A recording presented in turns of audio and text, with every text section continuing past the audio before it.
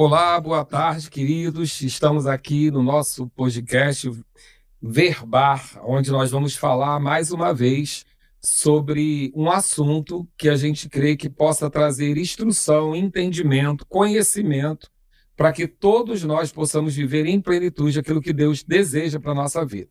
Nós estamos no mês de junho, é um mês específico de um trabalho sobre conscientização do combate ao uso de drogas. E nós temos aqui alguns convidados especiais que vêm trazer para você um pouco da sua experiência, um pouco da sua vivência. Não temos pretensão de esgotar o assunto, não temos pretensão de trazer novidades em relação a isso, mas queremos compartilhar com você o nosso conhecimento para que a gente possa cada vez mais andar no centro da vontade de Deus.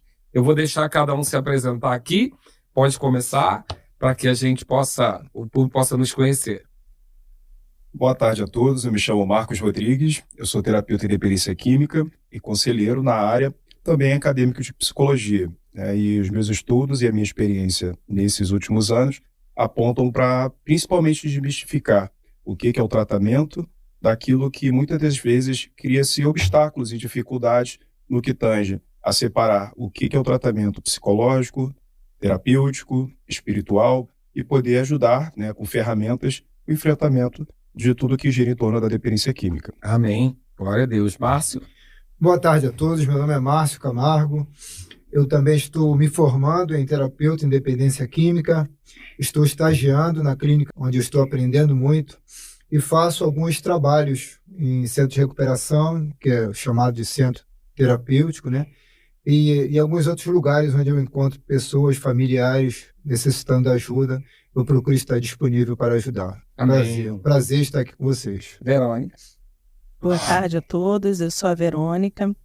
Eu venho aqui trazer o meu testemunho de liberdade. De liberdade ao uso de drogas. Amém. Amém. Nós somos todos cristãos aqui, nós cremos no poder da palavra, no poder da transformação, cremos que toda sabedoria que vem de Deus é útil, então nós entendemos que a ciência, quando alinhada com a palavra, ela está do nosso lado. Eu quero só fazer uma abertura para a gente se contextualizar. Sim. E entender por que alguém da igreja está falando sobre isso, Às vezes alguém que está de fora e pensa que a gente vive um conto de fadas, E quando na realidade eu costumo dizer que a igreja é a última fronteira. Para muitas pessoas, a igreja é a última fronteira, é o último recurso, é o lugar onde já se tentou muitas coisas e lá a gente vai buscar pela liberdade de todas as pessoas. Nós cremos, de uma certa forma, que nós somos um ser trino. Deus nos criou um ser trino. Nós somos um espírito, é o que nós somos de verdade, porque Deus nos criou à sua imagem e semelhança, e Ele é um espírito, nos criou um espírito. Porém, nós habitamos num corpo. Nós temos um corpo, uma casa, um tabernáculo, onde vamos viver nesse tempo, e para um outro momento vamos ter um corpo reformado, que a gente chama de um corpo glorioso. Mas também temos uma alma, possuímos uma alma. A palavra alma ela está associada, desde a origem dela na Bíblia, ao psique, são as nossas emoções, o nosso cérebro, o nosso conhecimento, aquilo que foi ensinado, a maneira como o mundo foi apresentado para nós. Então, a Bíblia vai tratar sobre a gente renovar a nossa mente, ou seja, renovar a nossa alma pelo conhecimento da palavra. A Bíblia vai dizer para a gente tratar do nosso corpo, porque o nosso corpo é o cavalo que carrega a mensagem. Sim. E a Bíblia vai trazer também sobre o nosso cuidado com o nosso ser espiritual. Só que nós entendemos que aquele que decide entre alimentar o espírito e alimentar a carne, ou o corpo, seja a alma. A alma ela é o penhor da balança, ela é quem define quem você vai alimentar, o seu espírito ou sua alma. Então, quando a gente traz um assunto desse à tona, a gente entende que, óbvio, que toda movimentação da alma abre portas para o reino espiritual, Porque tudo começa naquilo que a gente crê, naquilo que a gente fala, isso passa pela alma. Porém, a gente sabe que essas questões elas não são exclusivamente espirituais, mas elas vão mexer com o nosso corpo, com a nossa saúde física, elas vão mexer com a nossa saúde mental e vão trazer consequência à nossa vida espiritual. Então, eu, como acadêmico de psicologia, eu queria saber de você, Marcos, aquilo que a gente deve atentar em relação a uma pessoa que sofre dessa dependência ou dessa condição do uso da droga, do uso daquilo que rouba dela tantos aspectos da vida. O que você pode falar para a gente sobre isso, para a pessoa que está em casa e é leiga? Perfeito. É muito bem colocado, né? Porque eu entendo que boa parte das pessoas que vão estar nos ouvindo são cristãs, né? Estão dentro desse universo e acredito que o principal desafio é, quando eu estou falando para cristãos, eu normalmente abro uma palestra dizendo o seguinte, pastor, a Bíblia é um livro essencialmente sobre Deus. É uma constituinte de toda a sua obra, tudo aquilo que ele gostaria de comunicar, uma vez que nem tudo sobre o homem ali consta. Porém, creio que Deus, em sua infinita sabedoria, capacitou homens e mulheres, né, com vasto conhecimento sobre tanto a psique como a medicina e tudo aquilo que envolve a completude, né, a integralidade do ser humano. E como somos seres integrativos, tudo aquilo que afeta a alma, afeta a carne, o físico, e contrapartida vai afetar o espírito, e vice-versa. Eu acredito muito nessa organização, nessa dinâmica que o senhor apresentou. Então, eu digo que já que, né, Deus nos deu tantas ferramentas, por que não me utilizar disso na hora em que eu preciso de fato cuidar? Por exemplo, quando alguém sofre um acidente, sei lá, torce o pé jogando bola, a pessoa coloca no carro e leva para o ortopedista. Se alguém passa mal, tem um mal súbito, essa pessoa vai chegar no pronto-socorro e vai ser atendida. Porém, quando acontece, né, o transtorno de desejo de voltar a beber, uma recaída se anuncia ou uma eventual recaída já está em andamento, ainda há no nosso meio pessoas que apontam diretamente para uma questão de obsessão espiritual, né, acreditando que levar para a igreja seria a principal razão de restituir o quadro normativo dessa pessoa. E a psicologia, ela afirma que sim, não há objeção e nada contra, né, a fé. Porém, assim como outros profissionais cuidam de maneira direcionada, né, a questão de saúde. Dermatologista da pele. Da pele, exatamente, né, o neurologista. E as pessoas respeitam, mas por que quando acontece esse transtorno no comportamento, a gente só atribui para a parte espiritual? Então, o meu trabalho envolve principalmente derrubar esse mito, né? Acabar com esse tabu e falar abertamente. Exatamente. Né? A gente também percebe que essa guerra ela não precisa existir. Na verdade, né, já há de algum tempo, há um advento de uma ajuda psicológica muito grande presente nas igrejas, sei do trabalho que é feito na Verbo da Vida e em outras igrejas também, para que haja realmente dar a César o que é de César, né? Gerar na pessoa a capacidade de poder fazer um tratamento adequado, né, e ter as ferramentas certas e reduzir esse sofrimento, né? Porque às vezes fica na busca essencialmente espiritual e acaba deixando que a parte física fica, né, desabonada e a parte da alma, né? A pessoa não ter conhecimento sobre o que está acontecendo, ela fica totalmente perdida. Eu gosto muito de lembrar as pessoas, quando a gente lê, por exemplo, sobre a mulher samaritana, que até Jesus chegar no acesso àquela parte espiritual, ele tratou da alma daquela mulher, né? Aquela mulher tinha uma questão de autoestima, ela estava ali no horário que só quem ia é quem não podia estar junto da sociedade. Exatamente. E Jesus deu toda a atenção à alma daquela mulher até acessar a parte espiritual. Então, eu creio que seja um trabalho de cooperação, a ciência, a fé. A ciência tem se rendido à importância da fé e nós entendemos também que ela é uma aliada para a gente. Exato. E aí, só concluindo, a gente percebe que as pessoas que aceitam essa abordagem e fazem uso dela, fazem com que, de fato, haja mais sucesso nos tratamentos. Com certeza. A sua introdução nesse universo, como foi? Então, eu sou uma pessoa que me encontro na condição de dependente químico, de adicto, né? Porque é o sentido mais amplo da palavra. Porém, quando eu me percebi em eventuais recaídas, eu não tinha clareza por que aquilo acontecia. Porque eu já caminhava numa igreja, já caminhava na fé e tudo mais, já tinha sido batizado e tudo mais. Porém... Você pode só explicar a palavra adicto? Claro. Existem algumas definições disponíveis, mas as principais que a gente entende é escravo de... né? Escravo de alguma coisa, ou seja, sempre atribuído a alguma coisa, algum fator de dependência, ou alguém muito dedicado, né? Do original do inglês, adicto vem de alta dedicação, nesses termos. E no que foi o auge das minhas recaídas, um pastor, né? O meu pastor que me batizou, e isso aí fica para o podcast, né? Ele de fato passou mal no culto onde ele estava pregando, e no dia que eu pedi ajuda nós paramos no mesmo hospital. E quando ele me viu, ele botou a mão no meu ombro e falou: meu filho, orando, a gente já está desde que você saiu, desde que você desviou. O que você precisa é de tratamento.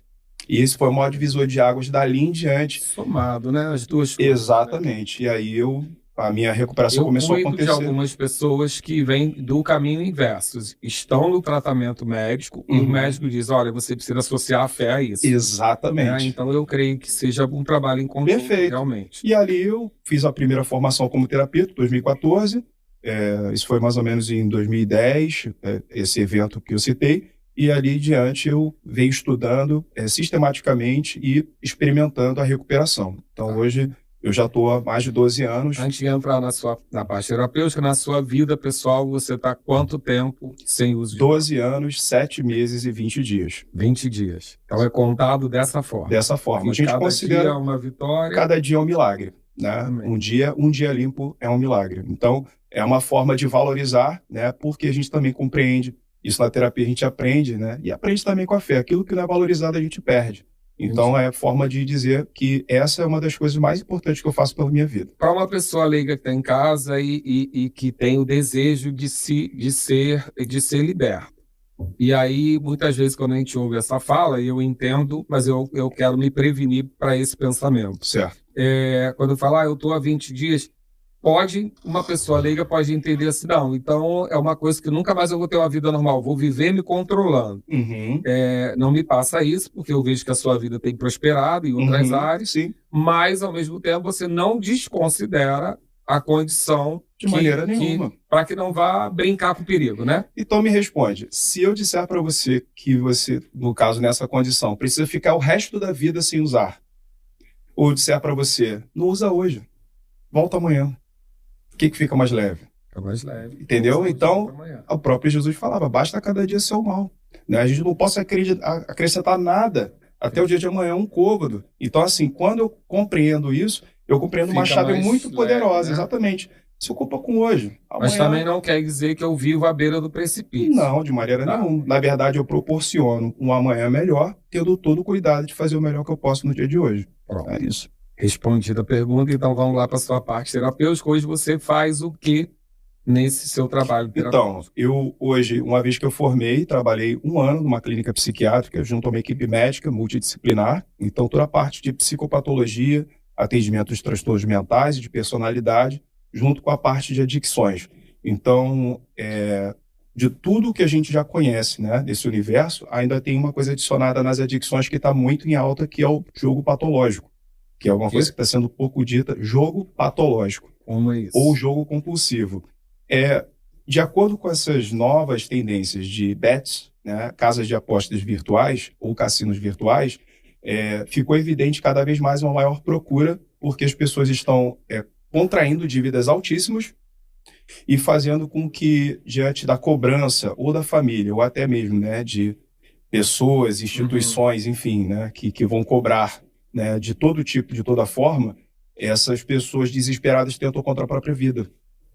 E aí, com transtorno mental, ansiedade e tudo mais, elas buscam ajuda psiquiátrica e estão internando por estarem contraindo dívidas acima de R$200 mil, R$300 mil e tentativas. Vamos deixar isso para outro podcast. Vamos ficar aqui na questão da droga. Qual é o conselho que você daria para alguém que nunca usou e para alguém que já provou e causou dependência? Então, o primeiro passo é admitir que isso se tornou um problema, né? Porque hoje, para alguém que não está vivendo essa realidade de um prejuízo evidente, nós estávamos falando mais cedo sobre essa questão de minimizar, de negar, né? Ela precisa admitir. Quem não admite que tem um problema, há uma dificuldade de tratamento, não é? Qualquer área da vida. Os exatamente. pastores todos concordam com isso. Exatamente. Se você não admite problema, a gente não tem o que fazer. Não tem o que fazer, né? Se não está na luz, não tem o que tratar. Porém, o primeiro passo, de fato, é buscar ajuda psicológica ou psiquiátrica. Por quê? Numa anamnese, vai ser identificado qual é o estado atual, né, ou histórico atual da doença. Então vai poder ser percebido o nível de prejuízo, o nível de comprometimento dessa pessoa, para que possa, de fato, identificar em que situação ela se encontra, para poder captar os recursos adequados e fazer o devido tratamento. E aí, vai ser no consultório, tem medicação, não tem medicação, precisa internar, não precisa, isso vai vir depois de uma anamnese. Entendi. Isso para alguém que já identificou, está vivendo algum problema. Exato. Qual é o seu conselho, com a sua experiência, para alguém, vamos supor, um jovem que está em casa e nunca experimentou uma droga? Sim. E ele tem desejo de experimentar. Qual é o risco desse experimento? Pois é, os riscos são muito altos porque, primeiro, a gente vive um quadro hoje de drogas altamente viciantes, né? E por conta também do cenário que hoje é muito favorável. Então, há uma tolerância maior para quem hoje decide começar a usar. Isso é um fato. Então, uma vez que essa pessoa faz uso, não tem níveis seguros de poder fazer com que ela saiba se vai se tornar um dependente químico ou não. Então, a minha dica é não use. Então, vamos lá, a gente pode entender para uma pessoa leiga que está em casa também, ela tem desejo, é natural da adolescência, juventude, essa experimentação. Certo. Não tem como a gente saber se você vai experimentar e sair ileso ou se você vai experimentar e ficar adicto, dependente, escravo. Exatamente. Como é que a gente não tem como saber isso, a não ser na prova mesmo? Na prova, porque não tem o exame prévio, né? Como é uma condição que também é ligada ao comportamento, quem vai desenvolver ou não, inclusive a gente também identifica, pastor, que há dependências tardias. Gente que teve uma experiência na juventude que não teve uma dependência desenvolvida, casou, tal, né? A vida andou, e aí no happy hour, com o pessoal do trabalho, uma festa de final de ano, começou a fazer um uso eventual e começou a criar um ambiente de dependência. Então, não tem quadro específico, não tem uma resposta. Então, vamos lá. Eu tanto posso ser uma pessoa que experimentei a primeira vez e já fiquei dependente, como pode ser um processo progressivo, né? Exatamente. Eu hoje tomo, consigo controlar, fico 3 meses sem usar, uso quando quero, mas quando posso, de repente, em algum momento, eu posso ter me tornado um dependente. Exatamente. Até porque o que muitas das vezes vai configurar esse potencial dependente não é a quantidade nem a frequência. Muita gente acaba caindo nesse abismo, né, de auto-engano, porque ele pensa, mas eu não bebo todo dia. Mas eu não uso todo dia. Mas não é o caso. Mas quando usa, perde o controle. Entendi. É aquela pessoa que raramente bebe, mas bebe na festa da família e faz aquela vergonha.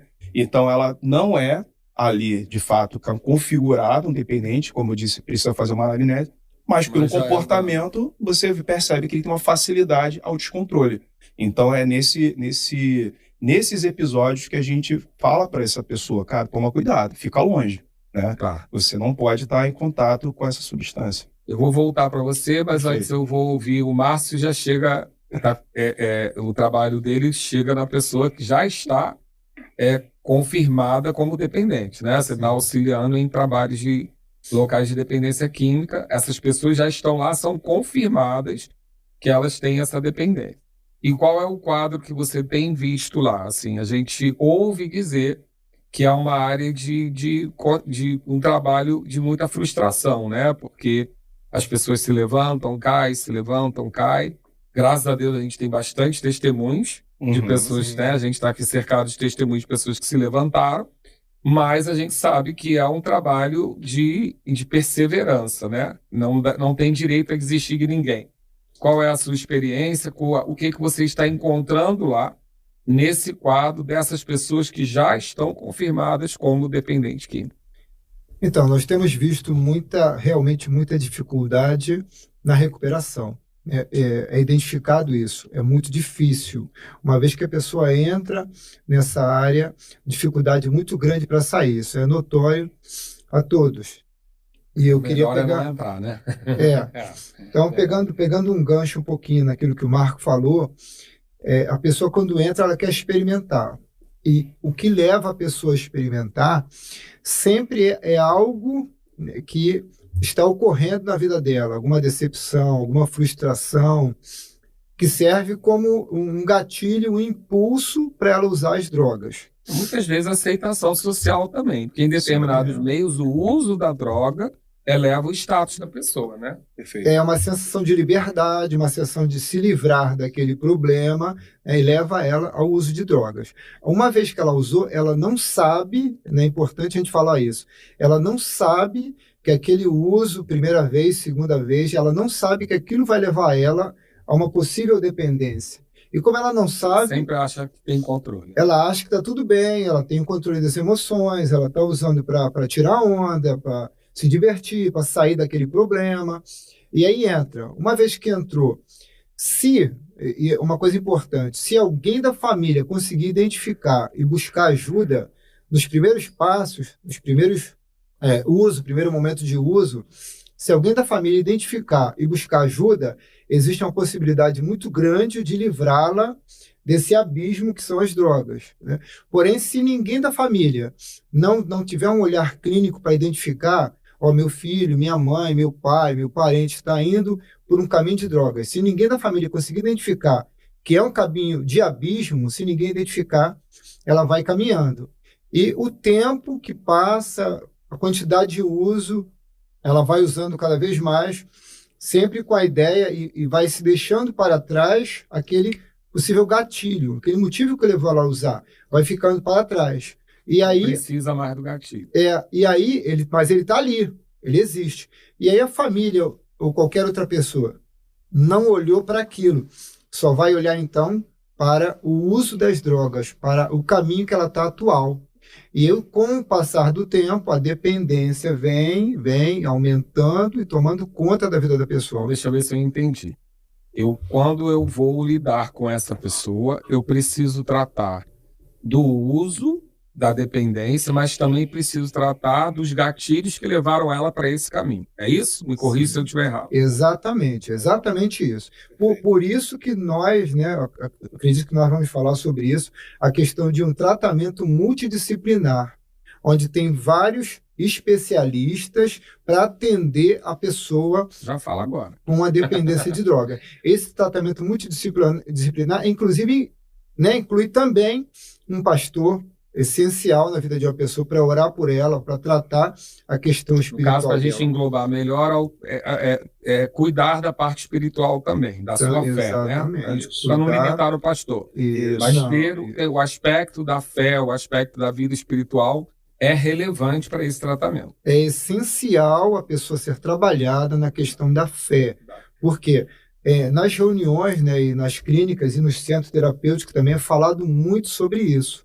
Sobre a espiritualidade dessa pessoa. Isso. A pessoa entender que existe, é chamado um poder superior, que é falado poder superior. Então, a pessoa entender que existe um poder superior, um Deus que está acima dela, que embora ela esteja passando por um problema extremamente difícil, ela não sabe como sair, ela tem ajuda paralela, na horizontal, um terapeuta, um psicólogo, um psiquiatra, um pastor, ela precisa ter um amigo. Ela tem várias pessoas que a cercam, em todas as especialidades. Porém, ela precisa entender que são pessoas como ela. E que esse Deus, esse poder superior, é que ela deve atribuir. Eu vou conseguir confissões positivas, declarações, eu sei que errei, mas Deus me perdoa. Essas confissões... Esse relacionamento na vertical. Esse relacionamento é fundamental. E vai situar essa pessoa em um entendimento que ela sabe que o Marco é falho, o pastor é falho, a Verônica, o Márcio é falho, mas Deus, ele não falha. Ela vai buscar... Nem desiste de mim. Não desiste de mim, me perdoa. Eu vou falhando, mas Deus me perdoa. Isso é bom, ela entender que Deus perdoa. Porém, Deus não é conivente com o seu erro. Ela vai entender que ela precisa ser trabalhada na fé, porém, não permanecer no erro. Para o arrependimento que gera o retorno. Exatamente. E essa visão, ela tem que ser considerada de uma ótica multidisciplinar. Porque o psicólogo ele vai perceber se ela está falando para fugir do problema, se a declaração é sincera, se ela está falando para agradar alguém, se é apenas um pequeno pensamento positivo dentro dela, ou se é algo que foi despertado como uma declaração de fé. Ela precisa identificar isso. E ela vai ter dentro dela, e é importante lembrar que isso não se trata de uma religião. Nós não podemos atribuir isso a uma religião. Precisamos atribuir uma declaração da pessoa. Ela declara aquilo. ela começa a declarar, permanece declarando, acreditando que está gerando fé, está saindo fé. É chamada de despertar espiritual. Isso, um despertar Acontece um despertar para essa possibilidade, né, de convidar um poder superior a falar dessa maneira mais geral, fazer com ele aquilo que ele não consegue fazer sozinho. Essa força a mais. Saber que não está sozinho é essencial para todos nós, essencial. Né? Deixa eu só aproveitar um gancho que o Márcio abriu, Marcos, e voltar para você. Quais são, porque o Márcio falou, é importante que a família perceba. Exato. Então vamos lá, para essa família que está em casa, porque o olho de pai e o olho de mãe é muito positivo sempre, né? Sempre a culpa é do amiguinho, nunca é do nosso filho, é sempre a influência de alguém. Quais são os sintomas e sinais que uma família deve perceber para se atentar para isso? Como que nós podemos entender que temos que ter uma atenção com o nosso filho, com o nosso familiar, porque tem um comportamento diferenciado. Quais são os sinais e sintomas? Perfeito. Primeiro a gente precisa definir um pouco mais o que é sinais e sintomas, porque às vezes o familiar que ouve, ele, digamos que com todo esse corre-corre do dia a dia, a gente vive hoje uma modernidade, né? E tudo muito tecnológico, todo mundo no celular, né? O pai trabalhando e tudo mais. Às vezes existem sinais claros, mas sintomas às vezes vai depender, né? Eu acredito que quando o Márcio falou do olhar clínico, é esse olho no olho, né? Passar tempo. Olhar até como pai, né, Marcos? Como pai, como mãe, né? Tá fugindo um pouquinho aquele comportamento normal do dia a dia. Mas para eu entender o que não é normal, eu preciso ter participação no que é normal. Então, esse pai que não está tendo tempo de qualidade, não dispõe, muitas das vezes vai passar batido. E aí, como o senhor bem disse, às vezes é um vizinho, um familiar, um professor, quando vem e fala, o Joãozinho tá estranho. Não tem nada estranho com meu filho. Né? Ninguém quer entender ou compreender que o filho está passando por uma dificuldade. A negação, né, Marco? Exato. Até porque boa parte desses... há em grupos terapêuticos uma fala que diz que a adicção, às vezes, é uma doença da família. Né? Esse jovem, essa jovem que hoje pode estar buscando drogas como uma alternativa de alívio, de fuga, normalmente ela está fugindo de algo que ela pode estar sofrendo dentro de casa, inclusive. Né? Então, quando isso fica evidente, os horários, né, atípicos de dormir e de acordar, porque é necessário estar atento, porque às vezes o jovem já faz isso usando a internet. Por isso que eu digo que tem que ter um olhar mais clínico, porque o pai e a mãe que conhece sabe que não é natural desse jovem, né? Moderação, a inibição de apetite ou apetite exagerado, né? É muito comum, após uma noite de uso, uma alteração aguda, né? Ou uma inibição total. O jovem simplesmente, né, algumas drogas, elas são inibidoras de apetite, as drogas estimulantes do sistema nervoso central, elas têm uma atribuição muito grande e promovem uma magreza muito grande, exagerada, né, como a cocaína, as anfetaminas, drogas estimulantes, elas têm essa coisa da pessoa deixa de comer porque não tem apetite e fica no uso contínuo. E algumas aumentam o apetite? Aumenta o apetite. Maconha, principalmente. A maconha ela é muito conhecida, inclusive, alguns medicamentos, né, à base de canabidiol, que não necessariamente tem o THC, é importante dizer isso aqui, que há uma luta para inserir esses medicamentos no mercado, mas eles não são que dão efeito, né, da maconha. Né? Explica isso melhor aí, porque eu acho que isso interessa ao leigo aí. Então, dentro da estrutura da cannabis, da planta, né, que é vulgarmente conhecida como maconha, ela tem algumas substâncias muito positivas. A fibra dela, anteriormente, né, era utilizada para roupas, o óleo é utilizado para fazer cosméticos. Então, isso nos antepassados primórdios. E aí, com todo o advento de proibição, foi deixada de lado por ter também fibras mais baratas. Porém, o medicamento que é muito utilizado, inclusive em crianças autistas, derivado do canabidiol, é uma parte da estrutura da planta que não necessariamente contém o THC, que é o tetrahidrocannabinol, que é o princípio ativo que dá o efeito, né, da maconha, efeito psicoativo, né?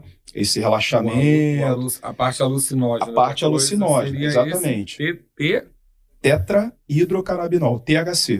A sigla THC. Então, o canabidiol que não tem, mas contém algumas das propriedades dessa substância, uma delas é abrir o apetite. Então, pessoas com câncer, soropositivas, pessoas que têm uma tendência, algumas doenças, a reduzir o apetite, se utilizam desse medicamento para poder obter esse efeito, né, positivo na medicação. Então, voltando ao sintoma, é uma alteração abrupta no sono, uma alteração abrupta na alimentação. O que mais? Caiu o rendimento na escola, caiu o rendimento no trabalho, né? Aquela coisa de reduzir a intimidade, porque um dos núcleos da doença ou da condição, da adicção, é o isolamento.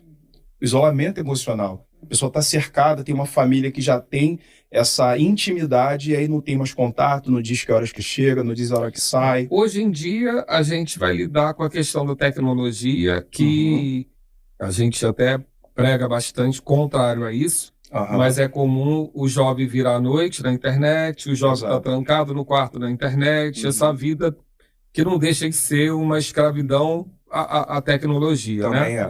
E isso já altera o procedimento. Aí uma mãe que está em casa hoje assistindo a gente vai pensar, meu Deus, meu filho tem todos esses sintomas porque ele está associado à internet. Eu creio que, de uma certa forma, seja a internet, seja a droga, tem desajuste, né? Se está alterando o sono, está alterando a alimentação, está alterando o rendimento, seja um ou outro, a gente tem que intervir. Tem que intervir, porque né? Mesmo com os prejuízos evidentes, né, esse comportamento ele tem que ser interrompido, senão ele piora. Então, seja com droga, seja com o uso da internet, seja com alimentação ou qualquer outra coisa que esteja trazendo prejuízos, né, o pai, a mãe ou o cônjuge, a pessoa que está responsável ou corresponsável dessa pessoa, ela deve se responsabilizar. Né? Então, a gente percebe em relação à alteração abrupta da alimentação, do sono, do rendimento e mais alguma coisa. A principal, alteração do humor. É quando esse jovem é cobrado e um jovem que era doce, gentil, prestativo, ele briga, ele se revolta.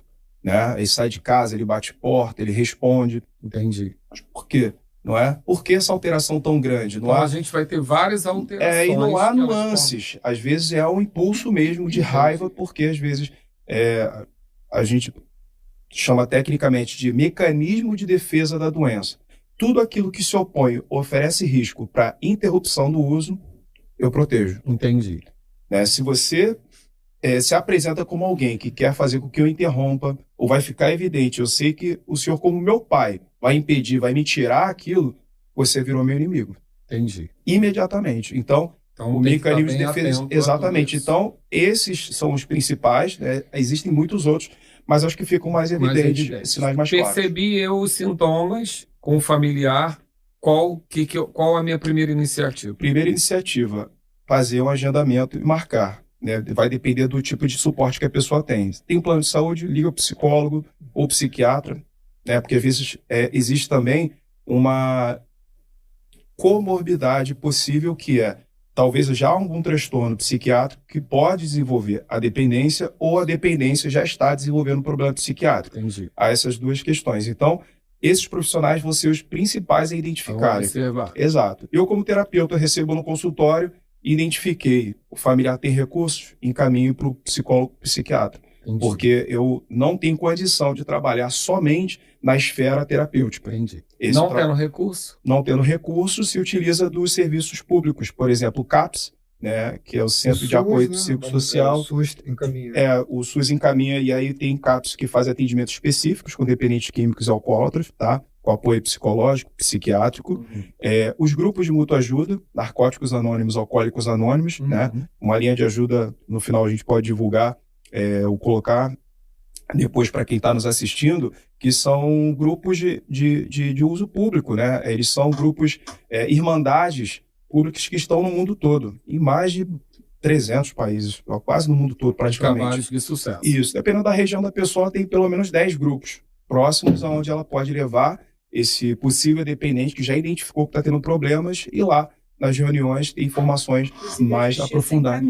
A justiça encaminha, obrigado, Verônica, né? Quando há alguma questão associada ao uso, penalizada, no caso, criminalmente, ou de alguma maneira foi detida, quando percebe que não há necessidade e essa pessoa vai responder em liberdade, a justiça brasileira encaminha a pessoa para a reunião, ela leva uma tabelinha, né? Como se fosse uma planilha, onde o secretário das reuniões carimba e informa a justiça que essa pessoa está sob acompanhamento e está tendo informações para superar a questão da dependência química e alcoólica. Eu vou voltar em você, mas eu quero agora ouvir a Verônica e entender, Verônica, como é que você você hoje trabalha auxiliando pessoas, né? Tem um vocacional na sua vida para essa área, uma atenção especial a essa área.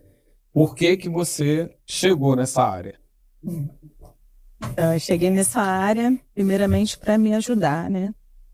Eu sou uma dependente química em recuperação e eu cheguei num grupo, né, de autoajuda e lá eu conheci, as pessoas me ajudaram quando eu cheguei e hoje eu sou aquela que acredita que as outras pessoas também podem estar livres de drogas, né? Eu estou limpa há 9 anos, 6 meses, 21 dias. Eu costumo dizer que é só por hoje, porque cada dia basta seu mal. Mas eu estou aí no meu trabalho de recuperação e hoje eu só posso manter o que eu tenho dando. Né? Só pode? Manter o que eu tenho dando. Ok. Verônica, eu conheci, né, nossa primeira experiência foi num momento muito delicado da sua vida, né? Na realidade, você estava querendo desistir de viver. E hoje você luta não só pela sua vida, como pela vida das pessoas. Fala um pouco pra gente disso. O que é essa sensação de ver a vida indo por conta do uso da droga e o que essa sensação de hoje ter tanto apego à vida porque está livre delas. Usar droga é morrer em todos os sentidos. Né? A gente morre primeiramente espiritualmente. Primeira morte que tem. Depois a gente morre emocionalmente, mentalmente e emocionalmente. Ó. E para mim só tinha uma saída, morrer. Porque tudo que me envolvia a vida para mim era muito difícil. Era difícil eu lidar com a realidade. Era difícil eu lidar comigo mesmo. Com a Verônica, sem o uso de drogas, para mim era muito difícil. Porque eu comecei a usar drogas em casa, né? Com quantos anos? Eu já fazia o uso do álcool, porque a minha família sempre usou álcool. Era normal usar, beber, né? A bebida em casa era normal. Com droga lícita, né? As drogas lícitas. Então, era o nosso meio social. E eu já tinha um descontrole já com a droga ilícita, mas eu sempre tive problemas emocionais, né? Eu sempre tive problemas mentais, né? Eu me achava muito diferente das minhas irmãs e essa falta de aceitação, porque eu queria me enquadrar, né? Em algum lugar. Para as pessoas que não sabem, sua irmã é gêmea, né? Eu sou gêmea. Só para saber essa diferença. Eu sabia. E eu queria ser igual a elas, né? Eu queria pensar como elas, né? Eu queria não ter tanta timidez como elas. Eu achava elas muito mais desenvolvidas que eu, né? Eu tive abuso na infância e muitas coisas, né? Das portas e gatilhos que abriram, né? Se abriram no meu emocional, né? E eu, 25 anos de idade, fui morar com uma pessoa, né? E fazia o uso de drogas, mas eu não sabia, eu não tinha noção, eu nunca fazia o uso de drogas ilícitas, né? Mas eu não sabia, eu não tinha noção, mas eu fazia o uso da droga lícita. E uma vez, muito bêbada, essa pessoa colocou a droga lá e eu acabei usando. E eu não tinha noção do que eu estava fazendo. E parece que a porta do inferno abriu e eu entrei, né? A partir daí, a gente começou a usar junto, dentro de casa. Só que eu me viciei muito rápido, né? E fiquei no fundo do poço, né? Fui pro fundo do poço. E essa família que faz o uso de álcool até hoje, que minha família consome álcool até hoje, não tem problema, eles param, vão para casa, né? E eles ficam bem. Embora eu gostaria que eles parassem, né? Mas não é o meu querer. Essa família me apoiou quando eu precisei de ajuda, né? E eu tinha abandonado tudo, eu tinha abandonado o trabalho, já tinha meus filhos, eu tinha abandonado filhos, né? Eu vivi uma degradação, muito grande por conta disso. Que é muito comum, né? Muito comum. E Como é que você virou essa curva? Como é que você saiu disso? eu tenho uma irmã, essa que é gêmeas comigo, e é cristã, né? Embora hoje ela, no momento, ela não se encontra, né, indo às igrejas, mas ela não É a é. base, o Ela é fundamento. filha de Deus, não existe ex-filha, né? E essa irmã foi uma grande intercessora por mim. Sempre orou muito por mim. E ela reuniu a família e disse que eu estava com um problema, né, muito grave, e que eu precisava de ajuda. Ela me ofereceu essa ajuda. Alguém identificou que precisava de ajuda. Que eu precisava de ajuda. E nós sempre fomos muito próximos, né? Minha mãe criou nós três, uma para cuidar das outras. E aí ela começou a te levar para a igreja. E ela me levava Você para a ia igreja, obrigada. eu me batizei, eu aceitei Jesus para Você tem agradar. uma frase que eu gosto muito, que você diz qual Eu aceitei Jesus para agradar essa irmã, eu me batizei para agradar essa irmã. E isso tudo foi válido, né? Porque banho forçado limpa. essa é a frase que eu gosto. Banho forçado limpo, eu nunca mais vou esquecer. Às vezes, desculpa, porque às vezes tem pai e mãe que falam assim, meu filho não, pelo adolescente, né? Uhum. Meu filho não quer vir à igreja, meu filho não quer, mas se ele não quiser fazer o curso de inglês, se ele não quiser fazer prova, ele não vai fazer, ele vai fazer o que ele quiser, porque, não, mas ele vem contra a vontade, tem problema não, a palavra está lavando, você não está vendo, aí eu guardo essa frase, banho forçado também limpa, banho forçado também limpa, nunca mais esqueci. Eu vou falar para meus filhos isso aí. Mas a pura verdade. Samuel, Pedro e Esther, se liga aí. Ó.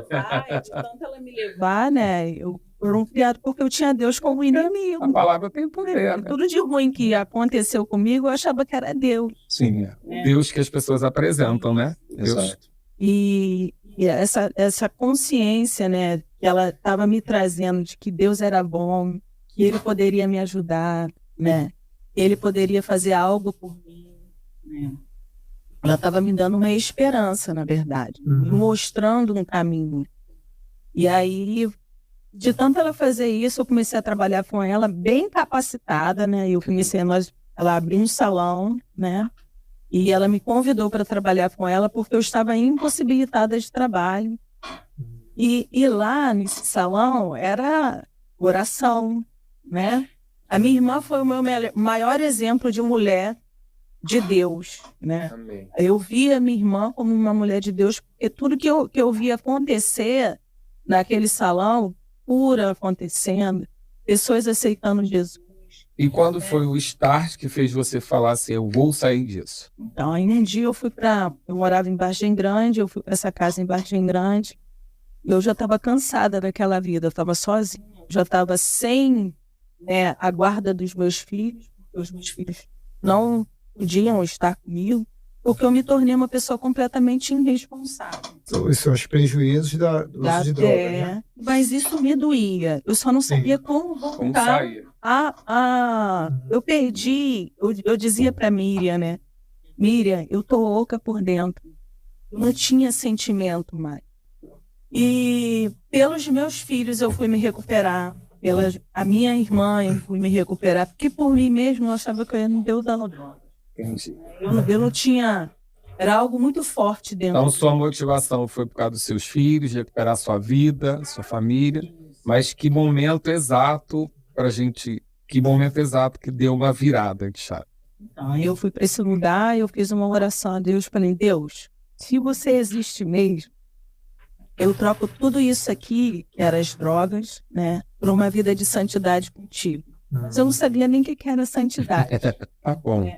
E no dia seguinte, eu fui para esse salão e estava um pessoal que são donos de clínicas em São Paulo, né, e me ofereceram, isso foi no dia seguinte, né, dessa oração, me ofereceram ajuda, uma internação.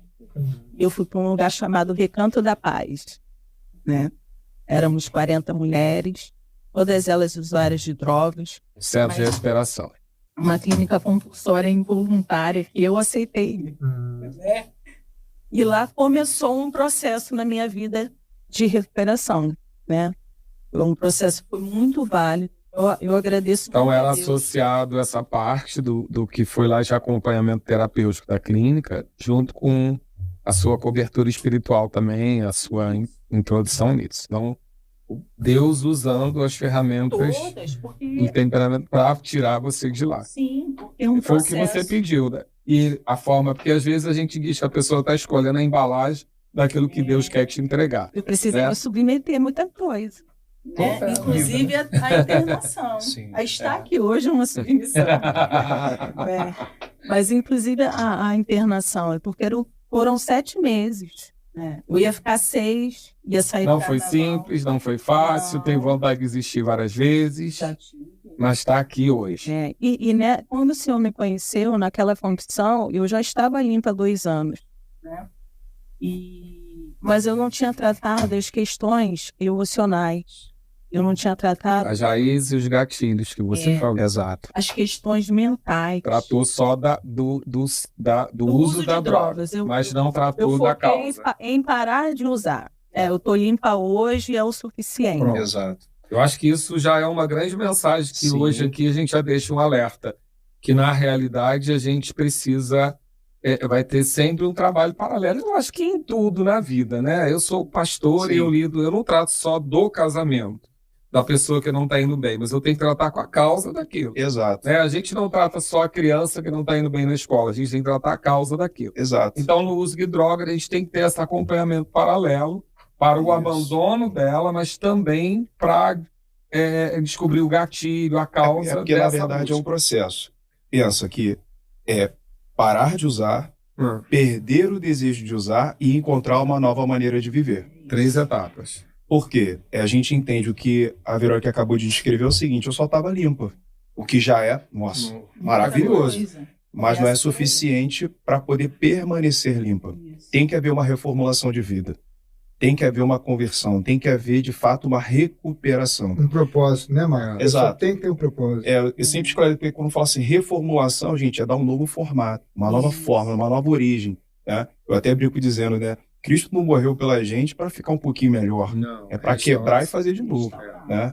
Então, essa possibilidade... Aí, de fato, a recuperação acontece.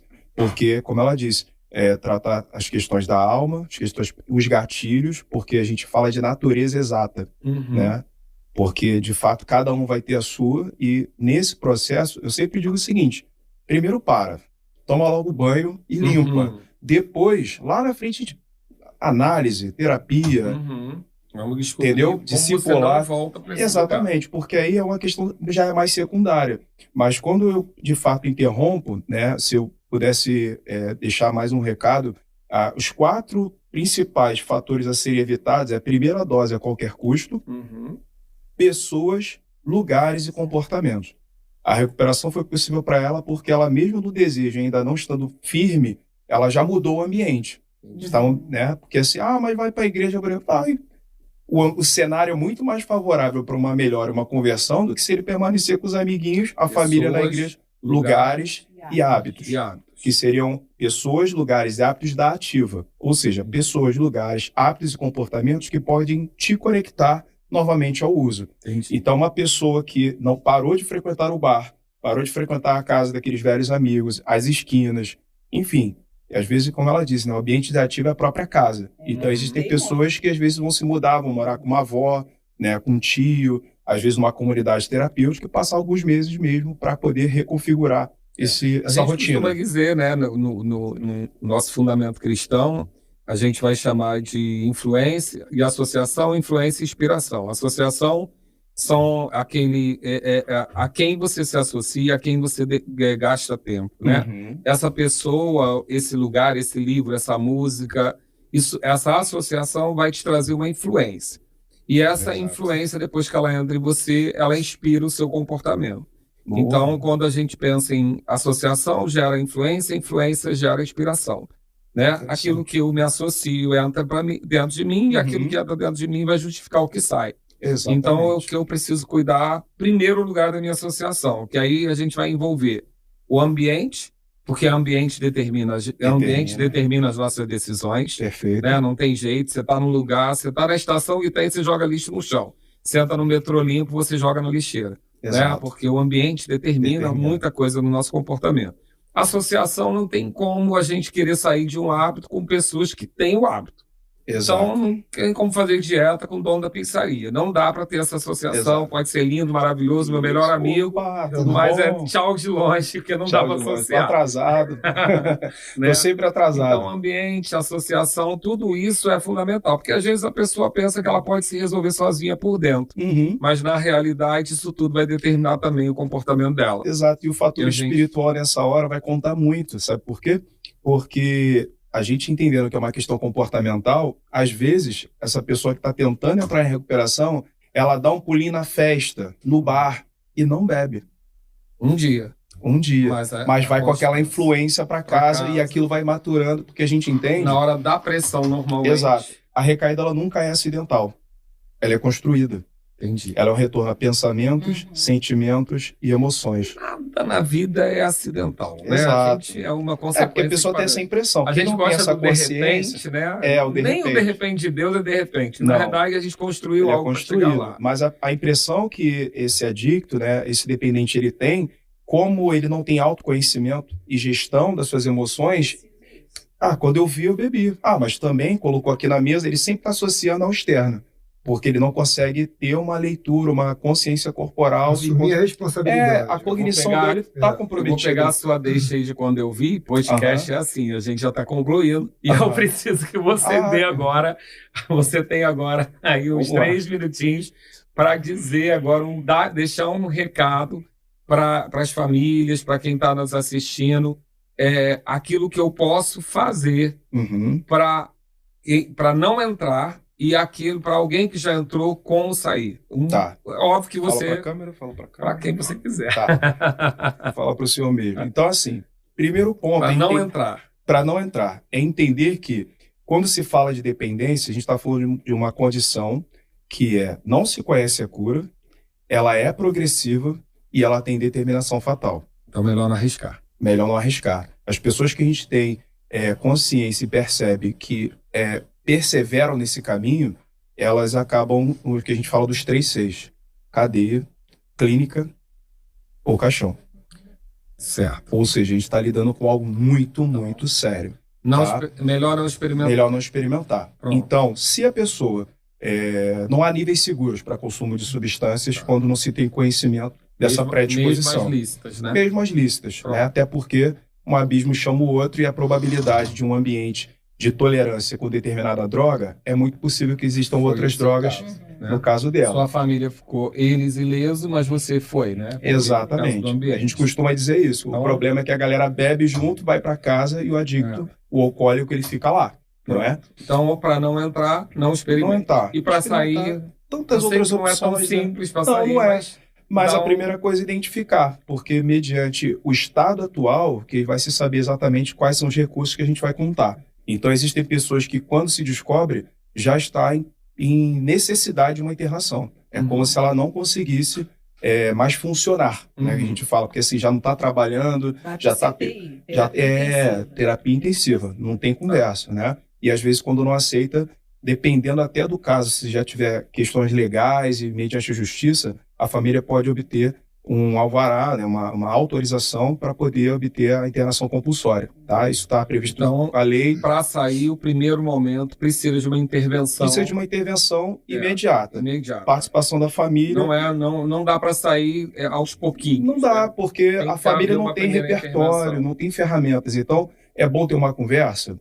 Ok. Mas a primeira coisa é, vamos conversar com um profissional, né? Tem aqui na igreja uma pessoa que atende, ou vamos lá no CAPS, e aí essa intervenção espiritual, intervenção do profissional da área e intervenção naquele ambiente, naquele lugar. Para poder identificar qual é o primeiro passo. Se ainda é uma questão inicial, vai ter ferramenta para isso. Se é uma questão que já está mais avançada, com maior comprometimento, também vai ter ferramentas adequadas para isso. Pronto. É isso. Márcio, na sua experiência do que você está vendo lá, qual o conselho que você pode dar aí para que não esteja nesse lugar? No seu caso, como você é lá que você está atuando, o que essas pessoas e a família devem fazer para tirar essa pessoa dessa condição?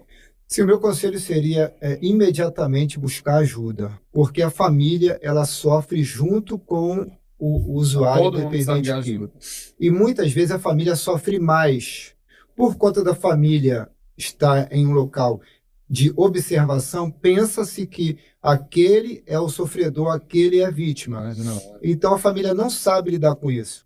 Quando não sabe, o dano, o prejuízo acaba aumentando. E quando se aumenta o dano, continua aumentando, não se tem um especialista, não se busca ajuda, quanto mais tarde fica, maior é o dano e maior é a dificuldade de recuperar essa pessoa. Então, meu maior conselho seria para o familiar.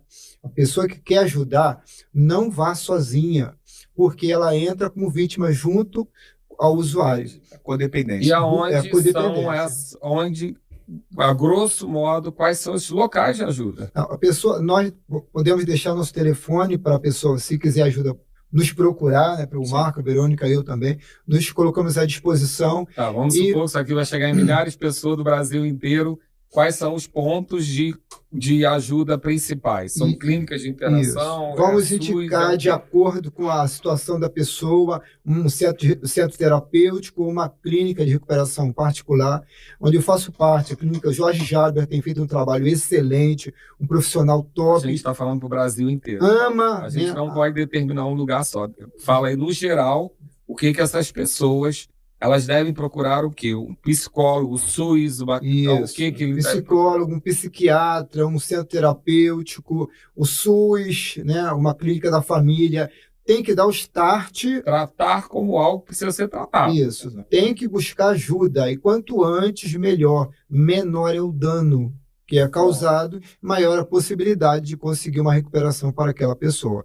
Esse seria o ideal. Identificou, busca socorro. Verônica, no seu caso, que hoje trabalha com isso, mas que saiu, tem a sua história de vitória, qual é a instrução que você dá para uma pessoa que está ouvindo a gente hoje, que esteja nessa condição, querendo sair, vazia por dentro, sem propósito, qual seria o seu conselho final para essa pessoa? Pedir ajuda. Pedir ajuda. Então, a história é pedir ajuda. A pessoa não consegue. Tá. Às vezes, a pessoa que está na condição... Né, ajuda profissional, né? Ou habilitada, né? Mesmo. Reconhecer que precisa de ajuda. Quando eu reconheço que eu tenho uma deficiência, um problema, né? E que sozinho eu não estou conseguindo, eu preciso pedir ajuda. Para mim, quando eu pedi ajuda para minha família, né? E todas as outras portas se abriram. Quando eu pedi primeiro ajuda para Deus, as outras portas se abriram. Porque assim, foi um momento íntimo com Deus, mas aí a minha irmã levantou a mão para me ajudar, a minha mãe, a minha outra irmã, né? A minha igreja me ajudou. Né? Eu preciso falar sobre isso, que a minha igreja me ajudou, porque se levantou muitas mulheres para me ajudar. Muitas pessoas me ajudaram. E isso tudo fez diferença. Eu lembro que um carnaval eu não sabia o que fazer no carnaval. A verdade é essa. E aí a Marcela virou para mim e falou assim, vamos para o acampamento, mas eu não tinha dinheiro para o acampamento. Né? E aí ela falou assim, não, vamos dar um jeito.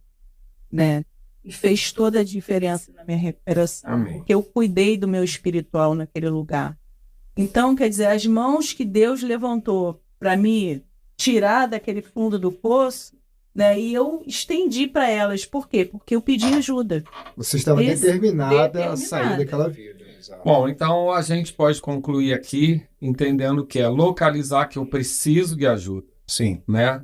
A família entender que precisa de ajuda externa, Sim. porque ela também é vítima. Né? A família sozinha pode não conseguir.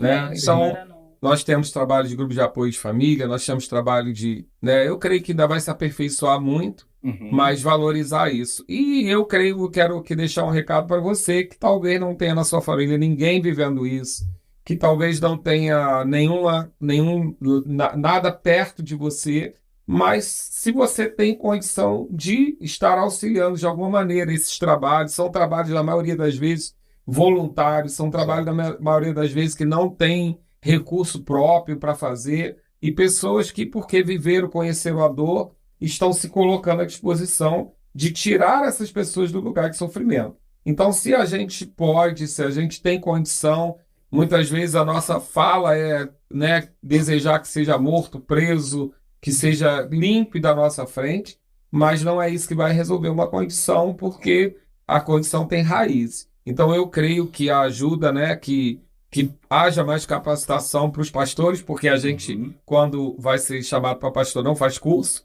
para lidar, né, e a gente tem a questão da manipulação, que é um sintoma, né, da condição.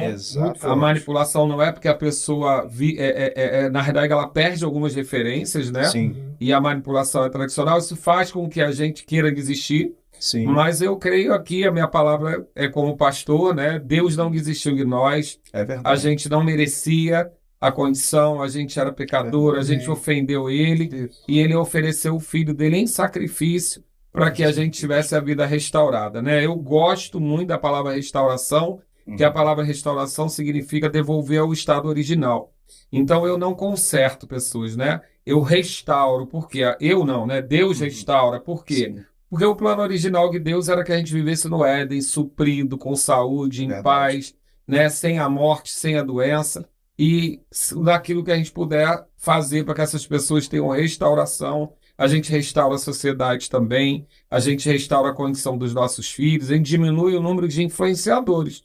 Cada pessoa que eu tiro dessa condição é menos um influenciador negativo. Exatamente. Amém? Então eu creio que a gente hoje não tem como em uma hora a gente fechar o assunto, mas eu creio que a nossa inspiração aqui é conscientizar que é algo que precisa de ajuda. A pessoa muito provavelmente não vai sair sozinha, a família muito provavelmente não vai sair sozinha, então somos nós que estamos em condição que podemos estender a mão ou nos capacitar, nos habilitar para isso, né? Como pastor, o que eu posso dizer, porque cada vez que vem um para minha mão e eu me vejo tão impotente com aquilo, o que eu faço? Eu patrocino pessoas que possam fazer aquilo que eu não faço. Exato. E a gente trabalha junto para fazer. Então, que os pastores que estão me ouvindo, puxe pessoas, ore por pessoas que possam conhecer esse trabalho, que possam ajudar você. Você não vai conseguir fazer tudo sozinho, cuidar de tudo que uma igreja precisa sozinho. Você, familiar, peça ajuda, busque orientação com profissionais, com aqueles que podem te ajudar.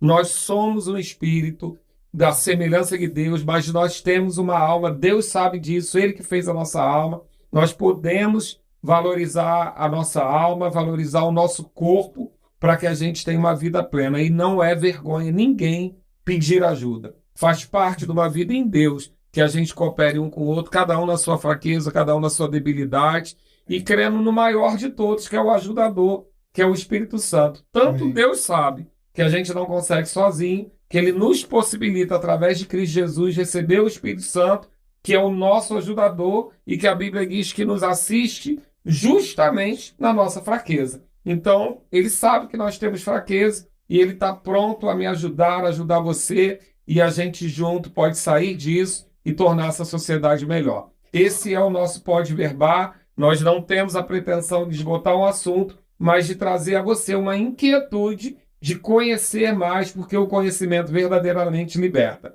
Até a próxima, a gente se vê no próximo Pode Verbar.